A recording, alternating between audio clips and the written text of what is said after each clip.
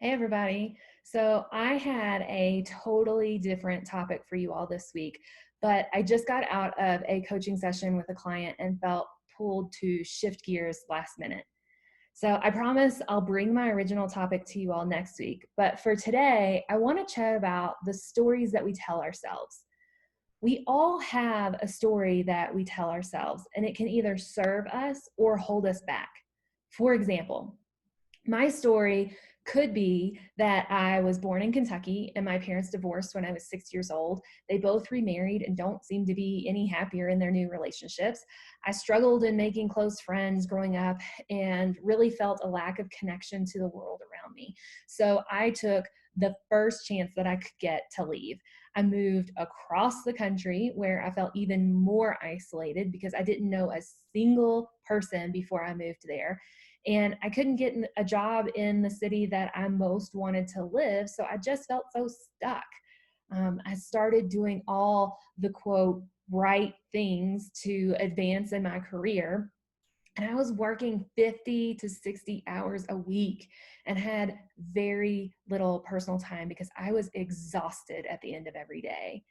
And then, on top of all of that, out of nowhere, I was diagnosed with a brain tumor and my whole world turned upside down.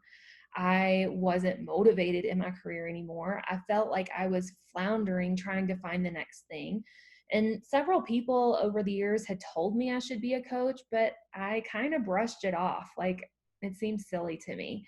And so, but when I found myself floundering, I kind of revisited this idea and decided that I'd start my own coaching practice. And you all, it has been an uphill battle to build my practice. Every single client I get takes a ton of work to enroll. And there are people who come to me and they decide not to have me as their coach. And it is like depleting, like to be honest, like it sucks when that happens. And add to this the fact that I'm not only the coach doing the work, but I'm also the marketer, the accountant, the administrative assistant, the web developer, the writer, the PR person. This ish is tough, you all.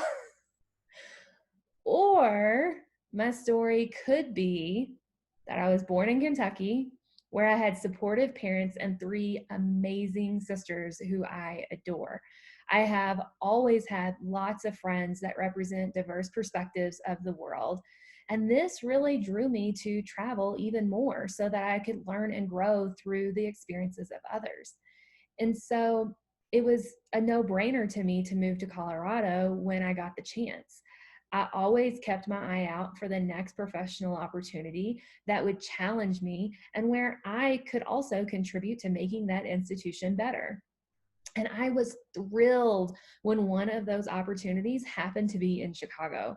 I worked long weeks and loved the students I was serving.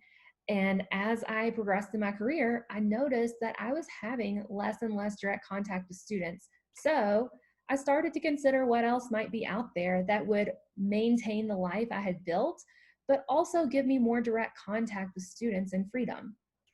Interestingly enough, about that same time, I was also diagnosed with a brain tumor, and this skyrocketed my desire not to put off my life goals any longer.